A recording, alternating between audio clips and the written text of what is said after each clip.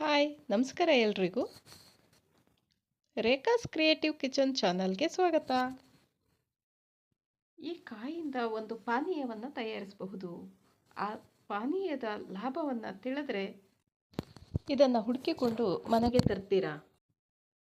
ಸ್ನೇಹಿತರೆ, ನಾನು ಈ ದಿನ ಇದರ ಪಾನೀಯವನ್ನು ಮಾಡುವುದು ಹೇಗೆ ಎಂದು ತೋರಿಸ್ತಾ ಇದ್ದೀನಿ.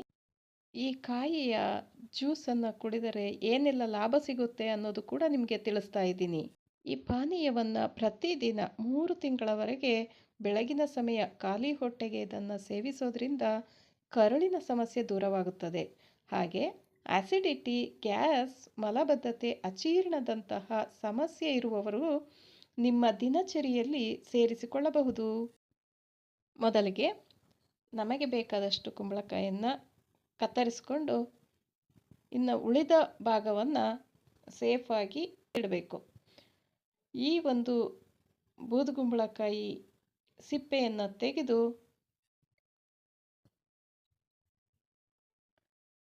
ನೀಟಾಗಿ ತೊಳೆದುಕೊಳ್ಳಬೇಕು. ಕಟ್ ಮಾಡಿಕೊಂಡು ಇದನ್ನು ಒಳಗಡೆ ಇರುವಂತಹ ತಿರುಳನ್ನು ತೆಗೆದುಕೊಂಡು ತುರಿಮಣೆಯ ಸಹಾಯದಿಂದ ತುರಿದುಕೊಳ್ಳಬೇಕು. ಸಣ್ಣ ಸಣ್ಣ ತುಂಡುಗಳಾಗಿ ಕತ್ತರಿಸಿಕೊಳ್ಳಲೂಬಹುದು. ಹೀಗೆ ತುರಿದಂತರ ತುರಿಯನ್ನು ಮಿಕ್ಸಿ ಜಾರ್ಗೆ ಹಾಕಿ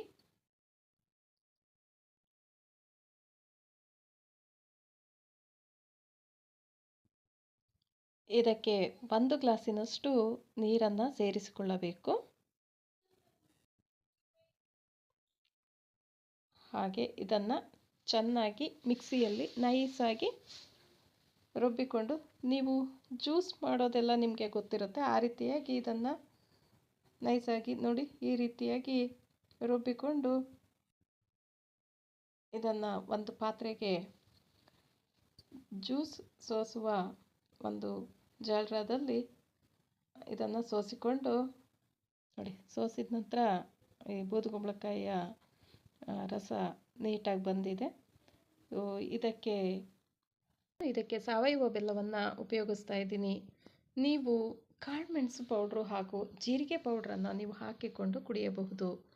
ನಿಮಗೆ ಸಿಹಿ ಇಷ್ಟವಾಗದಿದ್ದ ಪಕ್ಷದಲ್ಲಿ ನಿಮಗೆ ಇಷ್ಟವಾದಂತೆ ಮಾಡಬಹುದು. ನಾನು ಹಾಗೆ ಕಾಮಕಸ್ತೂರಿ ಬೀಜವನ್ನು ಕೂಡ ನೆನೆಸಿ 1 ಗಂಟೆ ಮೊದಲೇ ನೆನೆಸಿಟ್ಕೊಂಡಿದ್ದೀನಿ. ಅದನ್ನು ಕೂಡ ಆ್ಯಡ್ ಮಾಡ್ತಾ ಇದ್ದೀನಿ. ತುಂಬ ಆರೋಗ್ಯಕ್ಕೆ ತುಂಬ ಒಳ್ಳೆಯದು. ನವಂಬರ್ ಡಿಸೆಂಬರ್ ತಿಂಗಳುಗಳು ಬಂತು ಅಂತ ಅಂದರೆ ತುಂಬ ದೇಹ ಬಿಸಿಯಾಗಿ ತುಂಬ ಹೀಟ್ ಆಗ್ತಾ ಇರೋದ್ರಿಂದ ನಾವು ಕಾಮಕಸ್ತೂರಿ ಬೀಜವನ್ನು ಬೂದುಗುಂಬಳಕಾಯಿ ಜ್ಯೂಸಿನೊಂದಿಗೆ ತಗೊಳ್ಳೋದ್ರಿಂದ ದೇಹ ತಂಪಾಗಿರುತ್ತದೆ. ಕಣ್ಣು ಉರಿ, ಕೈ ಉರಿ, ಕಾಲು ಉರಿ ಅಂತ ಇರುವಂಥವರು ಈ ಜ್ಯೂಸನ್ನು ಕುಡಿಯೋದ್ರಿಂದ ತುಂಬ ತಂಪಾಗಿರುತ್ತೆ. ಈ ವಿಡಿಯೋ ಇಷ್ಟ ಆಗಿದ್ರೆ ಲೈಕ್ ಮಾಡಿ, ಶೇರ್ ಮಾಡಿ, ಸಬ್ಸ್ಕ್ರೈಬ್ ಮಾಡಿ, ಬೆಲ್ ಐಕನ್ ಬಟನ್ ಪ್ರೆಸ್